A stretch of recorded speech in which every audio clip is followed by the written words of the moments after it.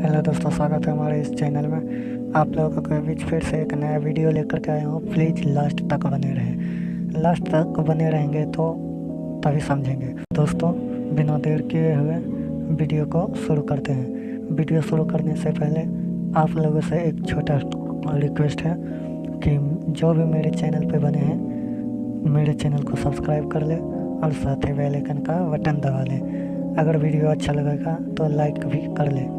हमें आपसे पूरा उम्मीद है कि ये वीडियो आपको अच्छा ही लगेगा। तो बिना देर किए हुए वीडियो को लाइक कर ले, और वीडियो अगर आपको ज़्यादा पसंद आ गया तो दोस्तों के साथ शेयर भी कर ले।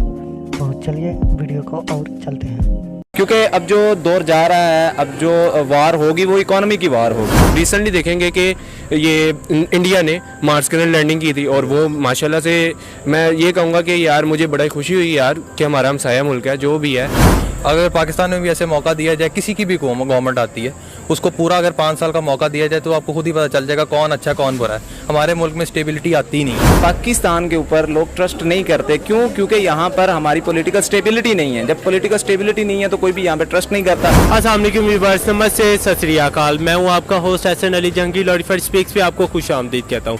आज का मेरा टॉपिक है, जैसे कि आप सब जानते हैं, इंडिया एक सबसे बड़ी इन्वेस्ट करने जा रहा है अपने मुल्क में 1.30 बिलियन डॉलर की, वो भी सेमीकंडक्टर पे हो। जो सबसे पहले सेमीकंडक्टर पे नाम लिखा आता था made in Taiwan, made in China, made in तुर्की, मेड इन रशिया, डिफरेंट ममालिक का नाम आता। अब उनके सेमीकंडक्टर पे नाम आएगा मेड इन इंडिया। पाकिस्तानी अवाम से पूछेंगे कि जो इंडिया ने इकदाम उठाए, इतनी बड़ी इन्वेस्ट की अपने मुल्क में, कैसी लगी आपको, उनका इकदाम आपको कैसा लगा। और दूसरे नंबर पर बात करेंगे पाकिस्तानी अवाम से जो इंपोर्ट एक्सपोर्ट पे बात करूँगा कि जो इंडिया इंपोर्ट एक्सपोर्ट पे भी आगे जा रहे हैं, एशिया की सबसे बड़ी मार्केट में शुमार होने लग गया है। पाकिस्तानी गवर्नमेंट और पाकिस्तानी अवाम क्यों इंडिया गवर्नमेंट और इंडिया अवाम से पीछे है? क्यों नहीं पाकिस्तान गवर्नमेंट हर चीज़ पे इकदाम उठा दी? चलते हैं पाकिस्तानी अवाम से पूछते हैं पाकिस्तानी अवाम के क्या रिव्यू हैं।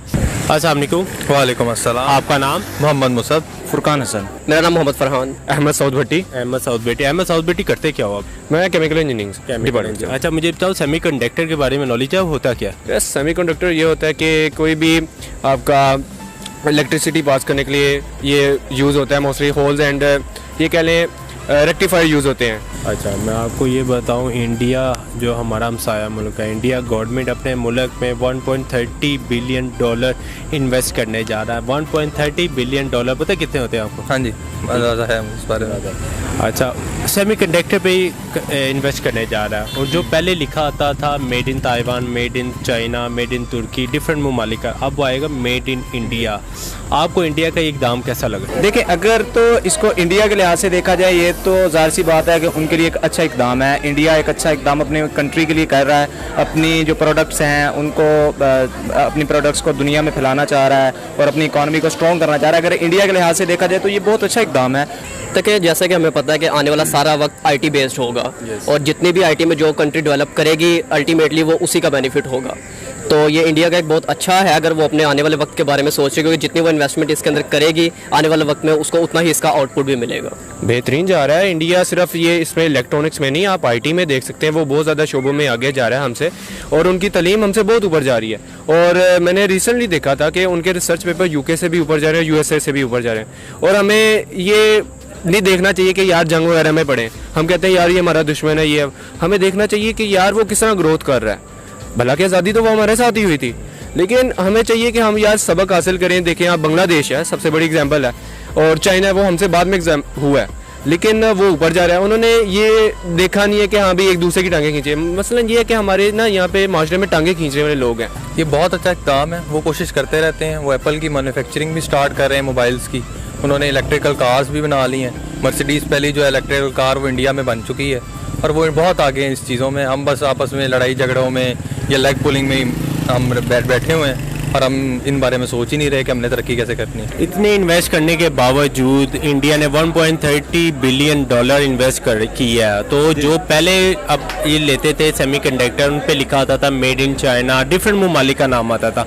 अब आएगा मेड इन इंडिया। इंडिया किसी भी मुल्क को ये सेल भी कर सकता है और उनको इंपोर्ट एक्सपोर्ट पे भी काम कर सकता है, और अपने इंपोर्ट एक्सपोर्ट करने के बावजूद वो एशिया का बड़ा मुल्क भी बन सकता है। आप इस बारे में क्या कहना चाहते हैं? पाकिस्तान ही क्यों एकदम से पीछे है?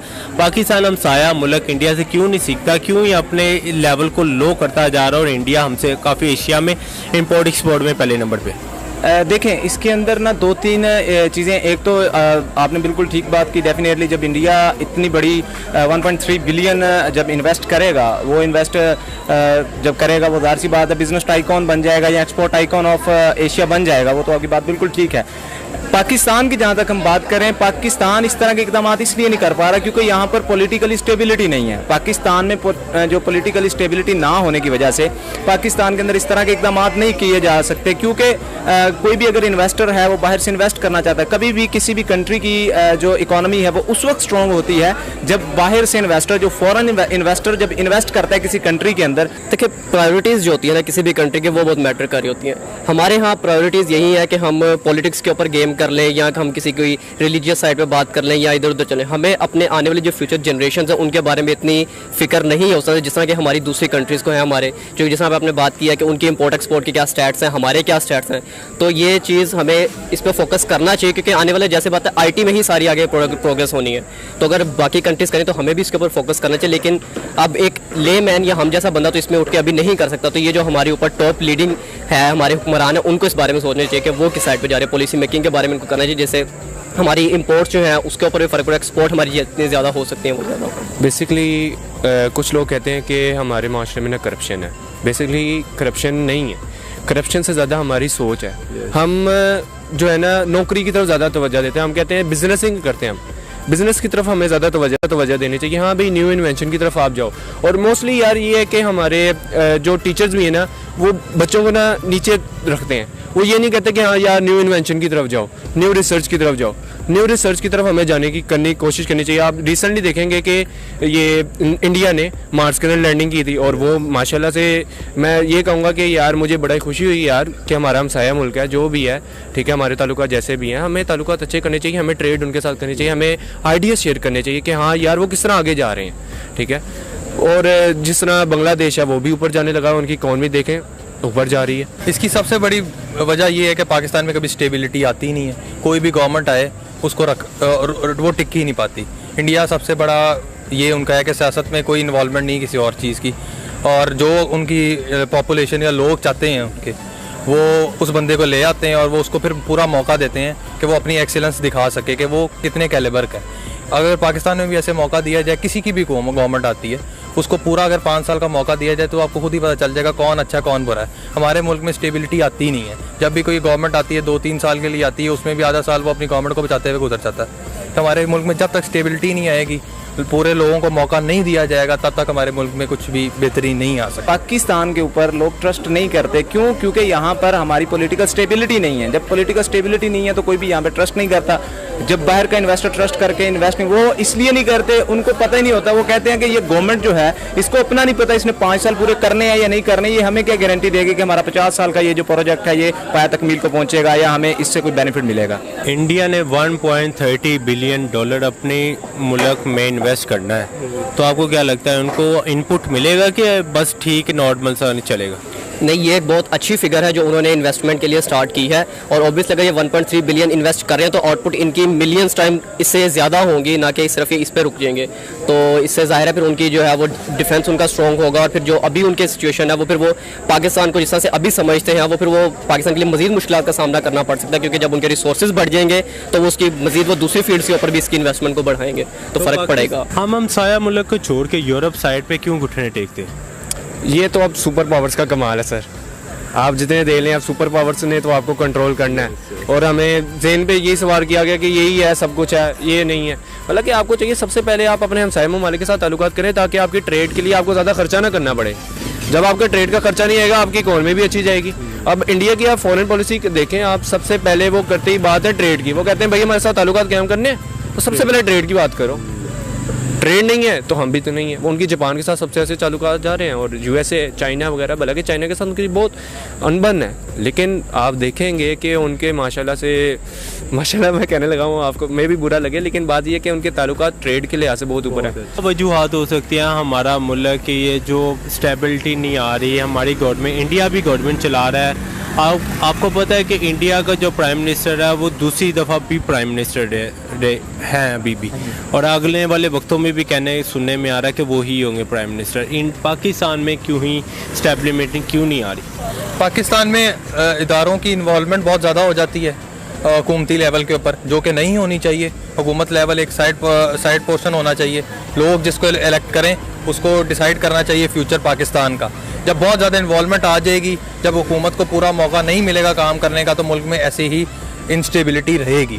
तो आपको नहीं लगता कि पाकिस्तान गवर्नमेंट को, पाकिस्तान आवाम को, इंडिया हमारा हमसाया मुल्क, उनसे कुछ सीखना चाहिए? Import export, IT level, education level, technology level, each and everything में इंडिया होता जा रहा है। और हर चीज़ पे देखा जाए एजुकेशन लेवल सेक्टर हाई है, IT लेवल स्ट्रॉन्ग है, ईच एंड एवरी। क्यों नहीं हम लोग पाकिस्तानी गवर्नमेंट या पाकिस्तानी आवाम अपने हमसाया मुल्क से सीखती? दुश्मनी को छोड़ के क्यों नहीं इन चीज़ों की तरफ इकदाम उठाती? जी बिल्कुल, वो आपने जो बात की है कि हमें सीखना चाहिए, हमें बिल्कुल जो भी कोई अच्छा काम कर रहा है हमें सीखना चाहिए।